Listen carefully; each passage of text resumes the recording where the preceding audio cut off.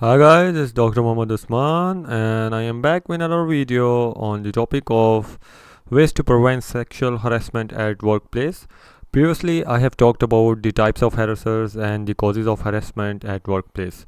So if you want to view those videos, do visit my YouTube channel and like and subscribe to it to stay updated. And you can also visit my Facebook channel for further videos. So let's talk about ways on preventing the sexual harassment at the workplace. As we have already known who are the harassers and what are the types of the harassers and what are the causes. So now we can just go on the prevention and we can just work on introducing these ways at our organization and preventing the future harassments. So number one is that we should have a clear sexual harassment policy at our organization that should define what is harassment, what is in the state of different terms in the sexual harassment, what are the procedures and rules, whether the person who has done the harassment will be fired or there are some promotion or demotion cases or there are some kind of procedure for filing the complaints. So basically every organization should adopt a clear harassment policy. In case of male or female, the rules should be same for all. But basically at this moment 80% of the time the women are harassed at the organizations rather than men. On number two, we should train the employees and we should teach the employees what is sexual harassment, because previously we have seen that people often take comments as sexual harassment. That is not the sexual harassment basically. So we should be teaching our employees in the orientation about sexual harassment. We should be explaining the employees what are their rights at the workplace and how they can work if anything like this happens, because we already train our employees on different safety procedures, different working procedures. So this should be also a part of their training. We should also provide training on the complaint procedure and encourage employees to use the complaint procedure if they feel unsafe at any moment in the organization. This is for the betterment of the organization. On number three, we should train the supervisors and managers, because the lower staff will be going to the supervisors and the managers, and we should be having a separate training from the employees to them. We should educate managers and supervisor about the procedures and the rules which are followed in the organization for the sexual harassment, and we should train them how to deal with the complaints and how to launch the complaint with further authorities and how to follow up. And we should be clearly providing them all the explanation of all the procedures. On number four, we should be monitoring our workplace. Monitoring can come in many different types. We can put cameras at our different locations in the workplace, and we can just monitor about the employees without their knowledge. And we can also get out to the employees and we can talk to them about their problems, about their any mistakes or about anything that is happening in the organization. We should make the organization and the employees feel like a family, and we should ask for their input in the harassment policy, and we should ask them for the organization policies also. So basically we have to build up a workplace that is balanced workplace, and it should be a continuous approach for monitoring the workplace to avoid any uncertain things that can happen in the workplace or the organization. So it is the responsibility of the top management to implement and monitor the workplace. On number five, if someone is complaining about the sexual harassment, the manager should be immediately investigating the complaint, and the response should be swift and effective. And this is because we should take all the complaints seriously. We should not avoid that like if a male is coming and telling about a woman that she has harassed him, so we can say that and laugh out, oh, you should be lucky a woman is harassed you or woman has touched you like that. But basically it should not be like that. The manager should be a neutral person, and if the manager itself involved in the harassment, then there should be another authority like the top management, like the head of the department, that should be working on the sexual harassment policy and launching a complaint and taking the complaint seriously.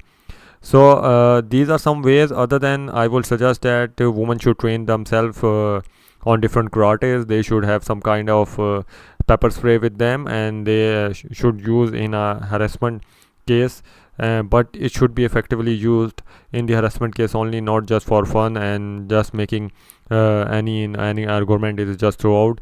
Other than that, if you are trained and if you are a mature individual, you will not be allowed in such kind of things in the organization, because everyone will be keeping a distance with each other in a normal organization. From next, I have some photos of the sexual harassment at workplace for your knowledge what kind of things can happen. These are some kind of pictures, and these are from mix of the cultures, and you can see that these all things come in sexual harassment, whether male or female. These all things can happen at a workplace or at an organization. Similarly, like these all things are also a form of sexual harassment, and these fall in the sexual harassment category. Talking about the sexual harassment policy in Pakistan, there is a clear act which is called Harassment of Women at Workplace Act 2010, and I have got it from asha.org.pk, and you can also further work on this act and you can review all the terms. At this moment I have just reviewed the basics over here to provide you the actual what are your rights at your workplace. This work is against any kind of harassment, and it is extended to whole Pakistan, and when anything of like harassment in organizations come in place, and it should be come in place and forced at once, and it should be invoked at that organization. Even that organization is not taking it seriously, then you can go to the asha.org.pk and you can launch a formal complaint with them, and they can help you further in the procedures. There are three significant parts of harassment in the workplace. Number one states is the abuse of the authority. If such person or supervisor asking for a sexual harassment, the complaint can be launched, or the complaint can be also launched about creating the hostile environment, like in the request of the sexual harassment, or verbal or physical conduct of sexual nature, or anything like that can interfere in the individual work performance or create an intimidating, hostile, abusive, or offensive work environment. These all things come in the sexual harassment policy. And another thing is the retaliation. Number third, the refusal to grant a sexual favor can result in retaliation that can be in limiting the employee's option for future promotions or training, distorting the evaluation reports, or something like that. So anything against the employee also come in this harassment policy, and a complaint can be launched. So you should know your rights if you are in Pakistan. Similarly, like when the harassment had taken place according to this law and act, an inquiry committee should be made, and the inquiry committee should inquire about the harassment with the particular employee or particular staff, and the persons of the inquiry committee can be within the organization or out of the organization, and this committee has to be made within the 30 days of when the complaint is launched. So if it is not launched within the 30 days, then you can move up to the further authority, and you can further apply for complaint at different authorities. Similarly, like when we have the complaint, there is a complete procedure for the holding the inquiry. Within the 3 days of the written complaint, there should be a communication with the accused of the charges. Statement of the allegation will be shared.